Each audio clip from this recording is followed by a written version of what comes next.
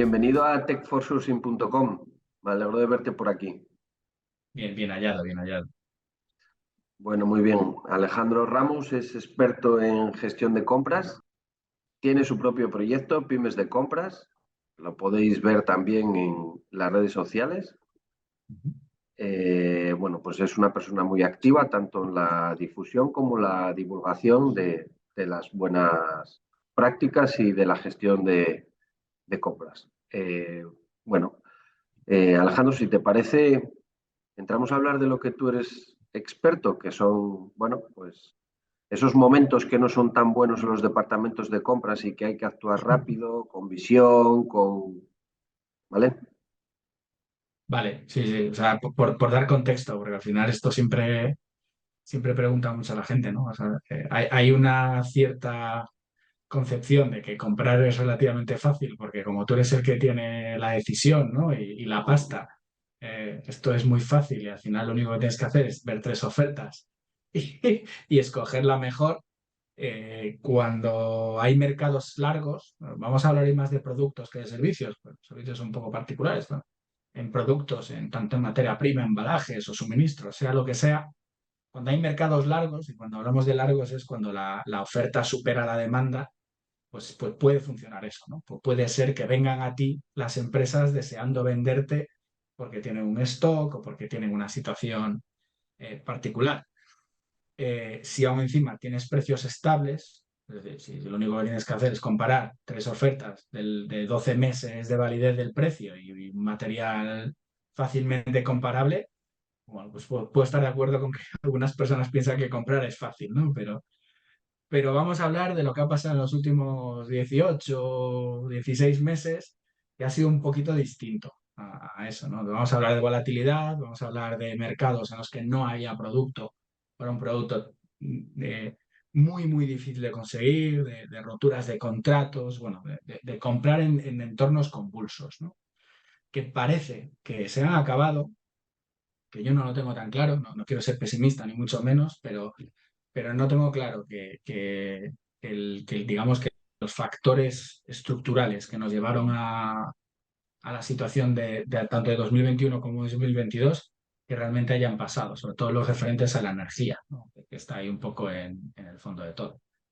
Entonces vamos a hablar de lo que significa tener que comprar pues cuando no hay producto, de tener que comprar cuando aunque tú lo pidas no te lo entregan o te entregan menos cantidad, o cuando un suministrador, digamos, de confianza no tiene producto y sobre todo eso, que no que recomiendo hacer, porque al final yo no sé lo que hay que hacer, pero sí que de la experiencia que hemos vivido en los últimos años y en años anteriores, porque esto se va repitiendo en las industrias cada X ciclos, eh, que hemos aprendido y que recomendamos, ¿no? Entonces, un poco el contexto Bien. de lo que queríamos hablar hoy. Por entrar en detalle, ya con ejemplos prácticos, ¿cuál es la peor situación que has vivido, Alejandro? Pues la peor directamente, es decir, dentro de una empresa en la que yo estaba trabajando, fue una empresa química del sector de las pinturas, cuando de repente un material que en teoría es un material relativamente sencillo de comprar, como es el butilacetato, es decir, un producto comoditizado, digamos, ¿no? Un derivado del petróleo o del etileno, pues desaparece el mercado. O sea, hay una fuerza mayor, un proveedor muy grande, por unos motivos, decide que deja de fabricar y nos pilla un poco no preparados. Hablaremos del tema de la preparación porque tiene bastante importancia y no teníamos manera de sustituir casi el 60% de la demanda de ese producto. Entonces, en ese momento empiezan las tensiones, empiezan los nervios, empiezan las llamadas a todo el mundo. Claro, te das cuenta de que todos los clientes de ese producto estamos haciendo lo mismo. Quiero decir, no hay ninguna diferencia. A todos nos afecta, más o menos, pero a todos afecta. Entonces, esa situación se vive con mucha intensidad en un entorno productivo, porque son materiales que los necesitas para producir. O sea, ya no es una cuestión del precio. El precio es de esos momentos en los que pasa completa y absolutamente a segundo, tercero, cuarto plano, porque ¿qué más da? Si me cuesta 3 veces lo que me costaba hace un mes, si es que lo necesito, si es que yo no, si no, no puedo producir. Entonces, esa quizás como de vivirla desde dentro es la que más recuerdo. Y como consultor barra externo, pues a mediados de septiembre, octubre del 21, una empresa con la que estábamos trabajando que tuvo un problema eh, se lo digo, no recuerdo si era etanol o en etanol, pero vamos, también un disolvente muy sencillo. Es una empresa de farma, con lo cual el margen de sus productos es muy, muy alto y no tenían suministro. Ellos llevaban una forma de comprar muy oportunista, es decir, tiraban mucho pues, de 3 proveedores, pero no tenían acuerdos con ninguno, ¿no? Si uno me daba más barato, me iba con este, y si la semana siguiente cambiaba la foto, pues era lo mismo. Situación similar. El mayor productor de Europa decide parar la producción, probablemente para subir los precios, pero eso es una especulación. Y, y de repente, de un día para otro, pues todo el mercado corriendo detrás de tanques de butanol. Era butanol, N-butanol. Y esta persona, pues con problemas muy, muy serios para mantener una producción de un negocio de, no sé, 60 o 70, 80 millones de euros basados en 600.000 euros de producto anual. Y estos 600.000 euros anuales se convirtieron de repente en 2 millones, que es que realmente en ese momento, si te lo ponían a 4 veces el precio, lo pagabas. Lo pagabas porque es que había mucha necesidad. Son los dos momentos y además son dos momentos distintos. Es cierto que en el segundo caso que explicaba ahora, que es en un momento que digamos que el mundo está muy convulso, en septiembre, octubre del 2021, veníamos del COVID, veníamos de ciertas cosas, empezaba la espiral inflacionaria por la energía en Europa y por el cuello de botella de del tráfico marítimo y los puertos de China, y hay una situación de colapso bastante grande, pero la otra fue en 2016. Los comenta 2016-2017, o sea, que no estamos hablando de un mundo en llamas, ¿no? Como hemos tenido estos 2 años, ni con guerra en Europa, ni nada por el estilo. O sea, que el que crea que necesitas una pandemia para realmente tener problemas de suministro, en ciertas industrias puede pasar de manera bastante, bastante razonable o bastante frecuente. Bueno, Alejandro, y entonces, ¿cuál crees tú que puede ser una estrategia o cuáles pueden ser las alternativas, sobre todo para anticiparse a este tipo de situaciones, ¿no? Pues lo dices muy bien, Eduardo. La palabra es anticiparse. Es decir, vamos a ponernos primero en el escenario, ¿no? Que puede estar ahora mismo alguien pensando que sí, que es muy bonito haberse preparado, pero que no, por lo que sea, por los motivos distintos, no lo has hecho. Pues si te coge con el pie cambiado, no tienes una base fuerte de proveedores o la base fuerte que tú creías que era fuerte, pues no lo está haciendo. Nuestra experiencia, o por lo menos mi experiencia, es que lo que no funciona es hacer lo que hace todo el mundo.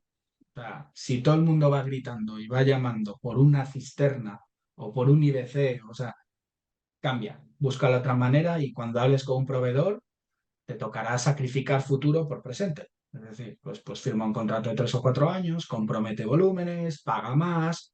Es decir, esto no es, si realmente necesitas salir del hoyo, la única manera es asegurar el presente, pues pagando un poco en el futuro, ¿no? Endeúdate, comercialmente hablando, para poder seguir funcionando hoy.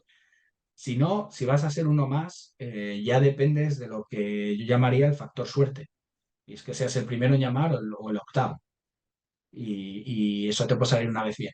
A la segunda o la tercera no hay ninguna garantía de que otros hayan estado un poco más espabilados que tú y que te hayan pillado la delantera, ¿no? Entonces, al final, en estos momentos en los que un vendedor tiene 7 clientes en la puerta para el mismo producto y el camión puede salir para cualquiera de ellos, es que ni siquiera es un tema de precio. O sea, es que aunque tú pagues un poco más, el primero que llega y lo pide y está dispuesto a pagar el precio, pues se lo va a llevar, ¿no? Entonces, son productos que no son sustituibles, que si van para un lado, no van para el otro. Como decías tú, preparar, pues preparar es lo más importante que puedes hacer en esto. Y aquí hay una tendencia que sí que ves en muchas empresas, que creen que por diversificar la compra y tener varios proveedores y no darle demasiado peso a uno u otro, que lo están preparando bien, en nuestra experiencia no funciona. Yo te digo, cada entorno es distinto. Yo hablo siempre de mi experiencia y de lo que he visto. Está bien tener varias alternativas de compra, por supuesto, es, digamos, el primer requisito es tener varias fuentes de compra homologadas y disponibles y listas, que no tengas que hacer el proceso de probar un material en el medio de una crisis de producto, ¿vale? Pero necesitas ser relevante para tus proveedores. Es decir, si tus proveedores no saben si le vas a comprar el mes que viene o no, es decir, si tú vas haciendo un poco el juego de hoy Paco me lo da más barato y la semana que viene Emilio y la siguiente Sara, eh, ellos van a hacer lo mismo. Es decir, ellos pues estarán esperando tu pedido para darte su precio. Y si vienen otros y se ponen por delante con ofertas más a largo plazo, con contratos más a largo plazo o con compromisos de volumen, para cuando tú llegues, el producto ya ha volado. Ya ha entrado en ventas por categoría y tú no estás en esas categorías ahí a las que vas a acceder. Entonces, la relación con el proveedor y no la relación personal, que muchas veces confundimos. Llevarnos bien con nuestro gestor, o key account, o llámalo como quieras, con tener una relación con el proveedor. La relación con el proveedor se sostiene por el compromiso financiero que ponen los dos, ¿no? Al final. O sea, si tú tienes un compromiso fuerte y estás comprando mucho volumen de un proveedor, serás relevante para él y no querrá perder ese negocio. Y le preocupará menos perder negocio puntual o spot que no perder pues tu apalancado negocio. Y después la otra cosa que puedes hacer es lo que decías, en un momento de crisis, y lo veíamos, aunque no sea exactamente igual, pero bueno, también es de volatilidad, lo hemos visto también con la energía, ¿no? El año pasado, aquellas empresas que querían fijar un precio de gas o de electricidad, sabían que tenían que hipotecar los próximos años para tener un precio mínimamente decente. Pues entonces, al final, cuando estás en una situación dramática, ¿no? Como la que te comentaba, que es que del 60% de la producción europea de un producto desaparece y no se sabe cuándo se va a volver a activar, pues te toca pensar que eso de pagarlo a lo mejor a 1 euro la tonelada, o sea, 1 euro el kilo durante 7 años, pues ese precio se acabó y te toca a lo mejor los próximos 3 o 4 años pagar a 2 euros. Y, y aquí entramos en una discusión de negocio y de empresa, que es que la empresa, no el departamento de compras, sino la empresa, financiero, dirección, operaciones, tiene que saber que esa situación sucede. Y eso a veces cuesta mucho que la gente entienda que si antes costaba 1 euro y ahora te va a costar 3 durante 4 años, que eso se acepte y suceda. Pero la única manera que tienes de salir de un hoyo es primero dejar de cavar, o sea, que eso de seguir corriendo detrás de una cisterna o de un camión. Vamos, ya te digo, mi experiencia es que puedes tener suerte y ser el primero en gritar, pero también mi experiencia me dice que hay gente muy espabilada y que yo no soy de los más espabilados. O sea, que al final piensa que no vas a ser el primero en llamar a tu proveedor y pedirle una cisterna para mañana. Eso casi seguro. Bueno, y de todo esto que estás hablando, comentabas algo de contratos a largo plazo. Ahí Mm. entran cláusulas en las que se indexan precios o se busca un precio de referencia. Eh, ¿Puedes hablarnos de ventajas y desventajas de este tipo de acuerdos o negociaciones que incluyen Uy. este tema? Mira, primero, o sea, esto era algo que a lo mejor hace 5 o 6 años se veía muy poco, o sea, se veían grandes cuentas en productos muy comoditizados que se indexaban a un petróleo o a cosas así muy directas. Y poco a poco ha ido escalando, ha ido permeando a más sectores y a más productos. En los 2 últimos años, lógicamente, bueno, yo no recuerdo ahora mismo un proyecto, una situación en la que haya estado en la que los precios tengan una validez larga. ¿Sabe?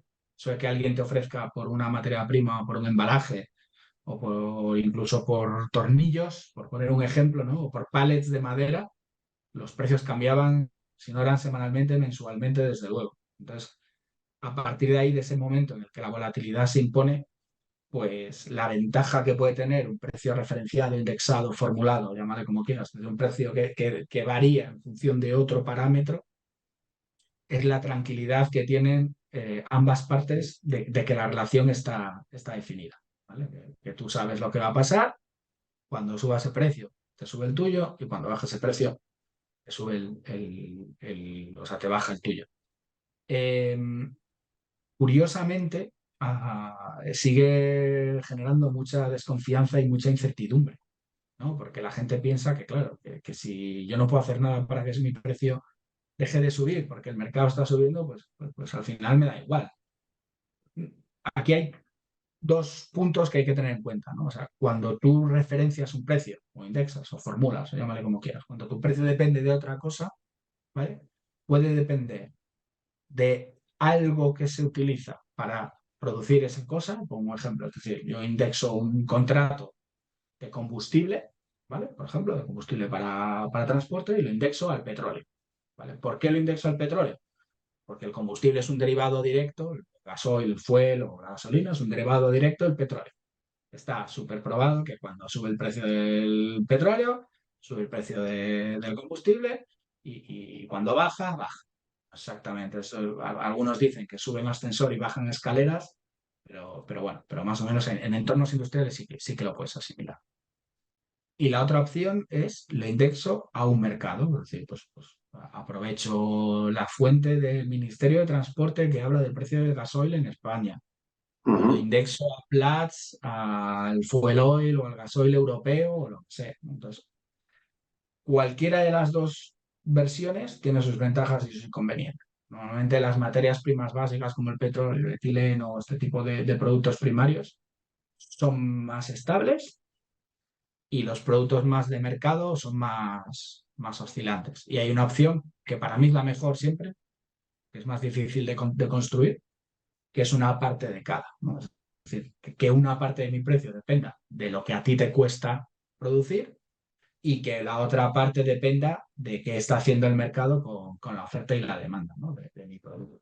Entonces son las fórmulas híbridas o mixtas, que son las que al final, tanto al proveedor como al cliente, son las más estables, ¿no? O sea, cuando el mercado está muy loco, el proveedor no pierde tanto porque captura una parte del mercado y cuando tienes un problema inflacionario que viene desde atrás, pueden pasarte una parte de eso. Entonces, son las más estables, son las más difíciles de construir porque al final no siempre tienes los datos, ¿no? Pero para mí, y esto sí que es muy particular, el precio indexado frente al precio fijo presenta una ventaja clara y es la transparencia del acuerdo.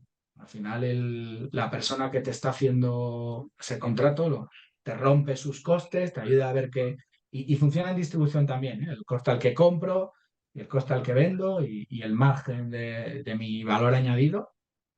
Y eso a ti te permite tener la tranquilidad de que por lo menos comercialmente tienes un acuerdo estable, ¿no? Después el mercado hará lo que haga, pero que también te lo va a hacer con el precio fijo cerrado. Es decir, no te van a sostener.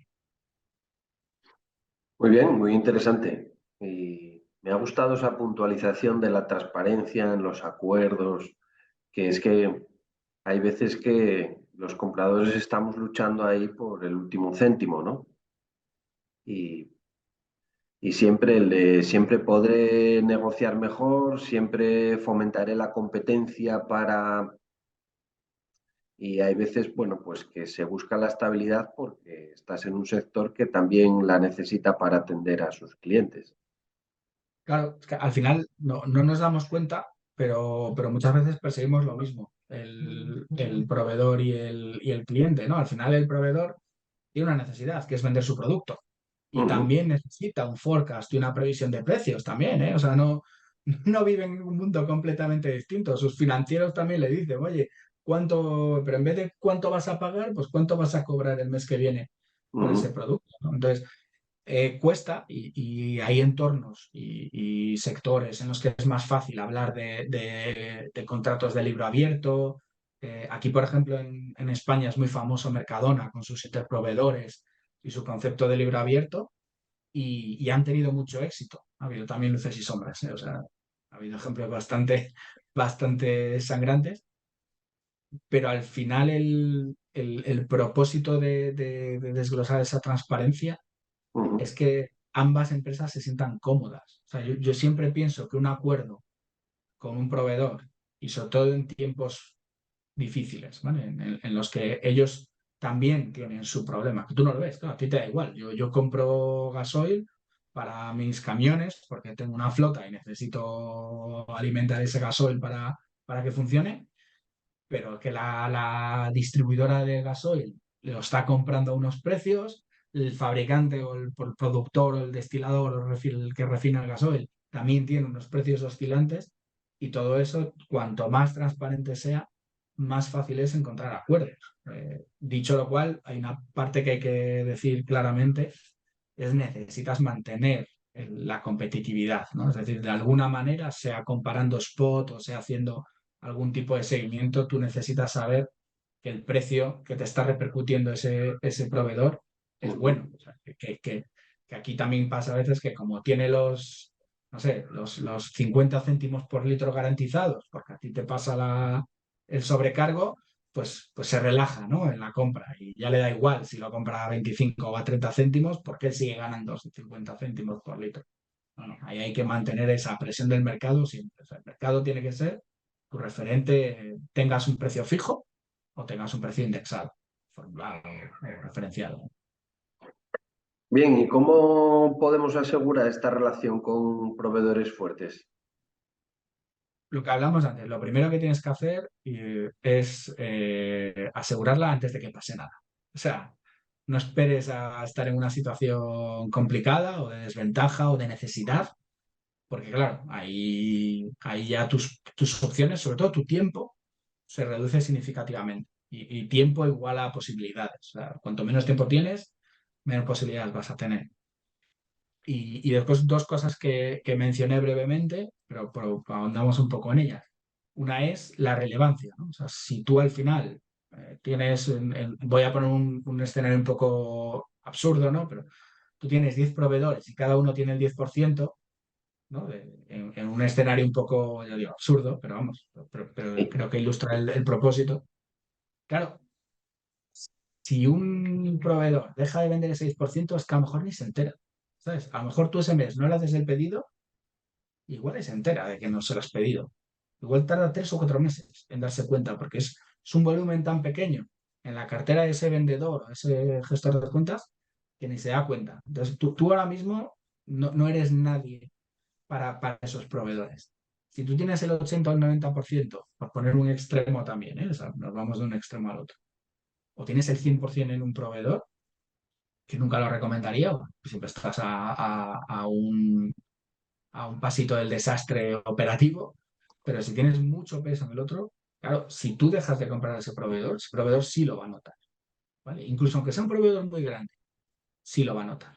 Lo va a notar más que los otros. Entonces, primero, aunque tengas varias fuentes de suministro, que es la primera regla del comprador que reduce el riesgo, es tener varias fuentes de suministro, pero intenta ser relevante económicamente, es decir, no quedar mucho con los gestores y que se acuerden de ti y llamarles por su cumpleaños, que está muy bien, pero que sea relevante técnicamente y financieramente. Y después digamos que cuando tú pones un contrato o un volumen encima de la mesa, tienes el tiempo, la T, por la cantidad, ¿no? O sea, si yo me gasto 1 millón de euros al año y cada vez que salgo al mercado, como mucho, voy pidiendo para 2 o 3 meses, pues estoy poniendo pues entre 160 y 200.000 euros encima de la mesa. Pues eso llama la atención, pero si yo pongo de repente un contrato de 5 años encima de la mesa, estamos hablando de 5 millones de euros, que es sobre el tiempo. Al final es lo mismo, yo me voy a gastar 5 millones de euros en 5 años, pero de cara a una decisión, pues va a traer mucho más interés. Entonces, jugar con los plazos, poner tanta cantidad como tú te sientas cómodo, tampoco significa que todos los contratos que tengas tengan que ser a largo plazo. Depende de la categoría, depende del producto, pero sí que buscaría relaciones relevantes y a largo plazo con los proveedores. Y ya te digo, no es cuestión de llevo 20 años trabajando con este proveedor, ya, pero no llevas 20 años trabajando llevas 20 años, un mes a mes, trabajando con este proveedor. Es decir, lo máximo que este proveedor ha podido optar a tu negocio ha sido un mes a la vez. O sea, nunca ha tenido la oportunidad de ganar pues 1 año de contrato, o 6 meses, o 12 de lo que sea, de suministro. Entonces no es lo mismo. Esto es como la gente que dice que tiene 10 años de experiencia, pero lo que ha hecho es repetir 10 veces el mismo año, ¿no? Porque ha hecho exactamente el mismo trabajo. No es exactamente lo mismo. O sea, Bien, ejemplos muy claros estás poniendo, Alejandro. Y yo, para terminar, te pediría que si quieres añadir algún consejo más a los compradores, este es el momento. pues es la figura del comprador, sabe, compras, comprador, vamos, todo este tipo, el que al final tiene que sacar las castañas del fuego cuando no hay producto, ¿no? En estos Ujú. tiempos volátiles, en estos tiempos de incertidumbre, muchas veces es un poco solitaria, porque a ti te viene producción o dirección o quien sea y te dice, oye, tenemos un problema, que no tenemos producto. O te dice el proveedor, oye, voy a entrar en fuerza mayor, búscate la vida durante 3, 6, 8 meses, lo que tarde en salir de fuerza mayor, ¿no? Eh, y de repente estás tú ahí solo, o tienes esa sensación, ¿no? De que estás tú solo con el marrón de tener que ahora montar un acuerdo de nuevo, buscar alternativas, ¿no? Y no tienes tiempo porque todo el mundo te va a gritar. Y, y si tienes la oportunidad de hacerlo, necesitas ayuda de la empresa. Al final compras es de esas funciones que es muy transversal, toca prácticamente toda la empresa, o sea, prácticamente todos los departamentos compran cosas y necesitas que esos departamentos estén involucrados en una decisión. Porque si tú encuentras una alternativa y no está homologada, sabes que vas a tener problemas con calidad, departamento de productos, sea quien sea. Si la encuentras, pero te exige unos compromisos financieros de prepago, de take or pay, o sea, donde tengas que firmar compromisos financieros, vas a tener problemas con finanzas o que a lo mejor te dicen que yo qué sé, que término de pago 5 días y tu financiero dice, nosotros no le pagamos a 5 días a nadie, esto está prohibido. No sé qué. Entonces, cuando estás en una situación extrema o complicada o volátil o en un entorno muy complicado, lo primero y lo que mejor te va a ayudar, aunque tardes un poquito más en arrancar ese proceso, salir al mercado y encontrar alternativas, es hacer ver a tu empresa que esa situación es extraordinaria. Es decir, que estas normas que normalmente tenemos, que esta liturgia que tienen todas las empresas, de homologación, de criterios financieros, etcétera, etcétera, que eso tiene que revisarse. Porque si necesitas trabajar de una forma distinta, o sea, si tú necesitas ser ágil, lo que no tiene sentido es que tú seas ágil, pero el resto de tus compañeros sigan, ¿no? con las orejeras mirando al suelo. Pues esto yo creo que es lo que quizás más ha cambiado en los últimos 12 meses o en los últimos 15, 16 meses. Es decir, los CEOs, los directivos, los directores financieros, directores de operaciones han entendido que la cadena de suministro es algo vivo y que las reglas están bien para el contexto en el que se fijaron. Pero cuando cambia el contexto, tienes que cambiar el chip y tienes que hacer las cosas distintas. Y después, y quizás ahora sea un buen momento para traer esta reflexión, ahora que parece que deja de llover, ¿no? Como dicen en mi tierra, que escampa y que nunca escampa para siempre, o sea, volverá a llover seguro, no en todos los, a lo mejor no en todas las industrias y en todos los países, a lo mejor lo que hemos vivido sí que ha sido un poco especial, pero habrá industrias que chapan y proveedores que hacen fuerza mayor y colapsos en los puertos chinos o los puertos indios, donde sea, o sea que eso nos va a volver a pasar.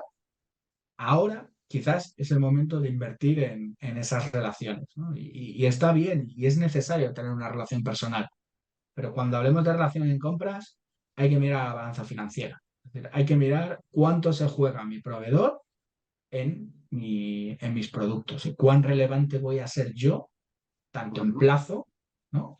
como en importe mensual para ese proveedor. ¿Y cómo puedo hacer yo para ser más relevante? A lo mejor necesitas poner varios productos, a lo mejor necesitas, no sé, homologar ciertas referencias alternativas, pero prepárate para esos productos en los que a lo mejor hay un riesgo de suministro eh, para ser relevante, que no es ninguna garantía, se han roto contratos en estos 2 últimos años, probablemente como no ha debido en la historia. Pero volvemos adelante. Esto es la anécdota del cazador y el guía en África, ¿no? Que va uno a hacer el safari y le dice, si falla el tiro, corre. Y le pregunta al cazador, "Bueno, pero voy a correr, voy a correr yo más que un león. Y dice, no, no, pero yo más que tú sí. Pues esto es igual. Lo importante es estar un poquito mejor preparado que los demás, porque al final eso es lo que te va a permitir estar en una mejor situación si llega a esa crisis o a esa situación dramática. Muy bien, Alejandro. Ha sido un placer tenerte por aquí. Vuelve cuando quieras a techforsourcing.com y bueno, eh, aquí para lo que nos necesites. Un placer, muchas gracias, Eduardo. La verdad es que esto es un tema que me gusta mucho y que he vivido muy de cerca y que es cierto que los dos últimos años han sido un poco peculiares, pero a ver, esto es como todo. Va a seguir pasando y va a seguir habiendo industrias con necesidad. Ha sido una tarde muy amena contigo, Alejandro. Muchas gracias por la Igualmente, conversación. nada, encantado. Hasta luego, hasta la próxima.